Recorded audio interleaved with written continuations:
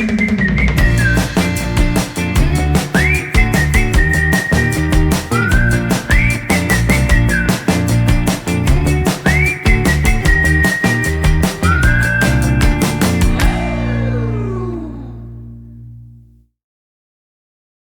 à tous, j'espère que vous allez bien. Damien Mar, chef marché maïs grain chez Pionnier Semences.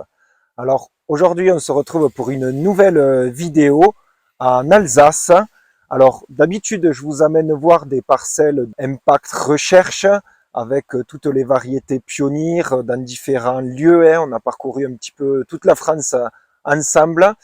Aujourd'hui, je vous amène sur un essai un peu différent, puisqu'il s'agit d'un essai agro que l'on mène en parallèle de nos essais impact recherche. Là aussi, il existe plusieurs dizaines d'essais agro comme celui-ci un peu partout en France. Le but ici, à la différence des essais recherche, ça va être de faire une analyse agronomique plus approfondie de nos variétés.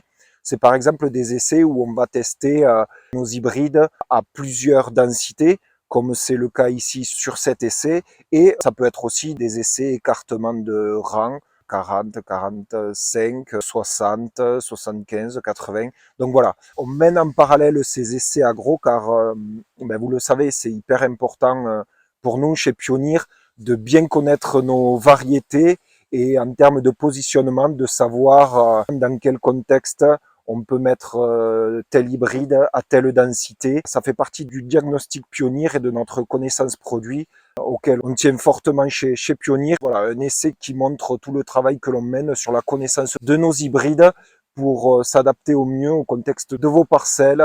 Allez, suivez-moi, on va aller voir tout ça un petit peu ce que ça donne. Donc on est sur un essai où on a 4 densités différentes. On a une première modalité avec des semis à 60 000 grains par hectare semés, une autre modalité à 75, une troisième à 90 et une quatrième à 105 000 pour vraiment pousser au maximum les densités et voir un petit peu le comportement de nos variétés. C'est l'occasion sur ces essais-là, bien sûr, de voir la programmation de l'épi, si on est sur des épis plutôt flexibles ou déterminés. Déterminés, ça veut dire que on a certaines variétés que l'on baisse ou que l'on augmente la densité, finalement, on va pas avoir de différence de programmation, ils vont pas faire beaucoup plus de rangs, ils vont rester très stables en programmation. Donc ça, c'est un point important effectivement pour déterminer quelle est la bonne densité pour chaque hybride et pour chaque contexte. Mais les essais densité nous servent aussi à voir le comportement agronomique des variétés, voir en tenue de tige si on a des hybrides qui tiennent bien à haute densité. Donc voilà, avec tous ces éléments-là, on peut avoir un conseil très personnalisé et très professionnel sur chaque hybride pour chacune de vos parcelles. Alors concrètement, qu'est-ce que ça donne? Là, on est sur la première modalité. On voit une variété donc semée à 60 d'écartement. On peut voir un espace assez important entre chaque pied. À noter des tiges qui sont restées assez vertes, tiges assez costauds, assez épaisses. Donc là, on a une plante très solide. En termes d'épis, on voit que on a des épis qui sont plutôt bien programmés. Très peu de bouchons, on est à 60 000, donc forcément moins de concurrence entre les plantes.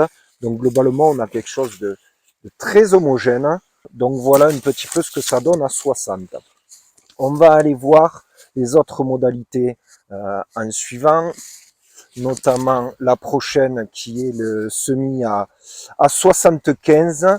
Donc là, vous voyez déjà, on est sur un espacement un peu plus réduit entre les pieds. On note aussi des feuilles déjà un peu moins vertes, ainsi que la tige. Au fur et à mesure, on commence à avoir des pieds un peu plus fins que les autres. On va voir que ça s'accentue aussi sur les autres modalités, plus on va sur des tardifs. Donc là, on est encore à 75 000 pieds semés hectares. Donc on est relativement sur des densités qui peuvent être encore assez correctes, pas trop importantes. Donc là non plus, on voit pas un effet énorme sur les épis. Ça reste assez régulier. Peut-être un peu moins de régularité par rapport à la première bande, mais on est sur quelque chose de tout à fait correct encore sur cette bande-là. Ensuite, on va aller voir la bande à 90 000. Hop, on y arrive ici. Ok, donc déjà on voit qu'en tenue de tige, on a des choses un peu moins stables, forcément, on a un peu plus de densité. Hop, on regarde un petit peu l'espacement entre pieds, donc là on s'est clairement déjà réduit, beaucoup moins de verre que sur les deux premières modalités. Hop, on voit des épis qui sont encore très corrects. Assez peu de bouchons, mais ça sera très dépendant de chaque variété. Mais voilà, on note déjà des épis qui commencent à être un peu moins gros, beaucoup moins d'homogénéité entre les épis pour cette bande du coup à 90 000. On va aller voir la quatrième modalité. Hop. Donc on est ici.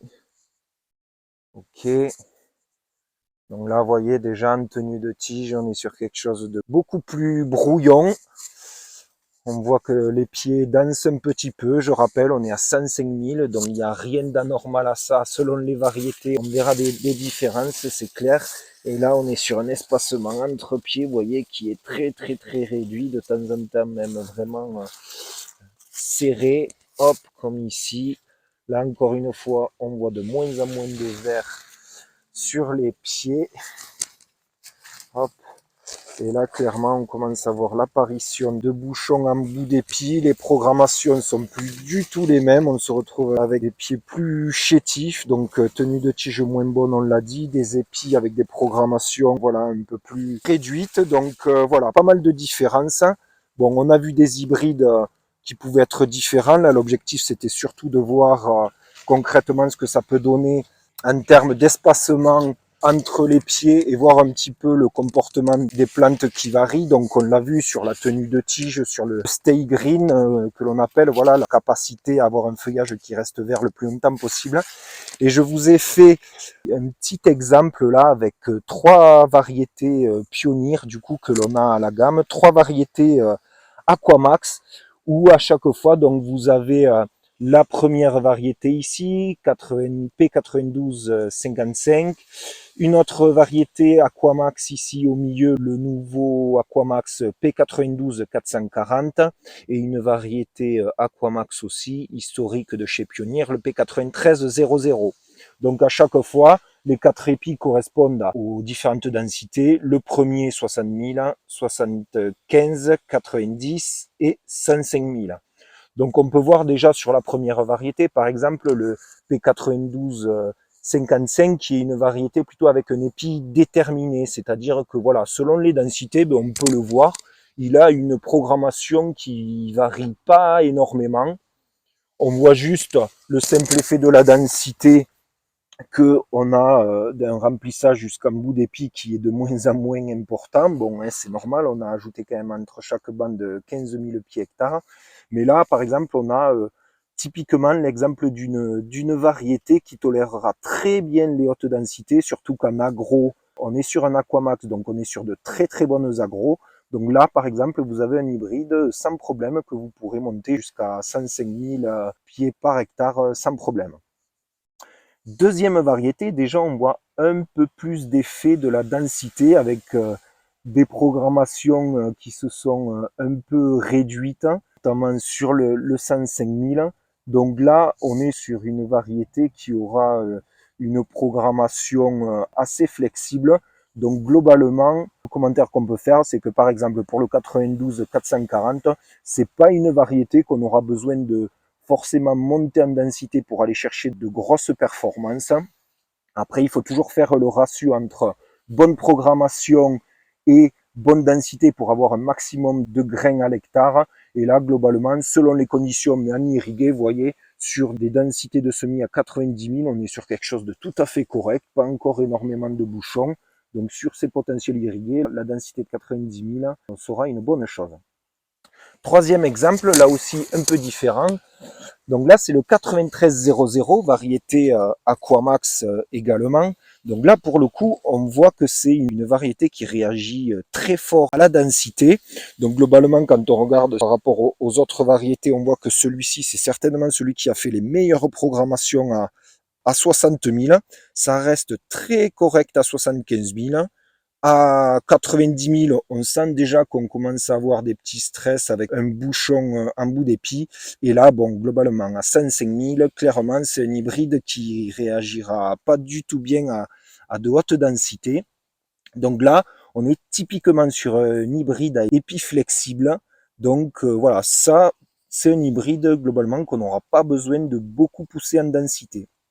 Donc voilà un petit peu pour ces petits exemples. J'espère que ça vous éclaire un petit peu sur notre façon de caractériser nos hybrides et notamment de vous faire les conseils en termes de densité avec tous ces essais agro qui existent un peu partout en France, encore une fois. Voilà, c'est la fin de cet épisode. J'espère que vous aurez apprécié la vidéo, que vous en saurez un peu plus sur le travail que l'on mène chez Pionir pour connaître parfaitement nos hybrides et pouvoir vous proposer un positionnement adapté en fonction de vos conditions. Et plus généralement, merci en tout cas d'avoir suivi cette série d'épisodes, entre guillemets, de m'avoir suivi sur ce Tour de France des essais recherche et agro, du coup, comme aujourd'hui. Et n'oubliez pas, vous pouvez retrouver cette vidéo, comme toutes celles que j'ai pu faire avant, sur Place des Agriculteurs, la chaîne YouTube. Allez, à bientôt!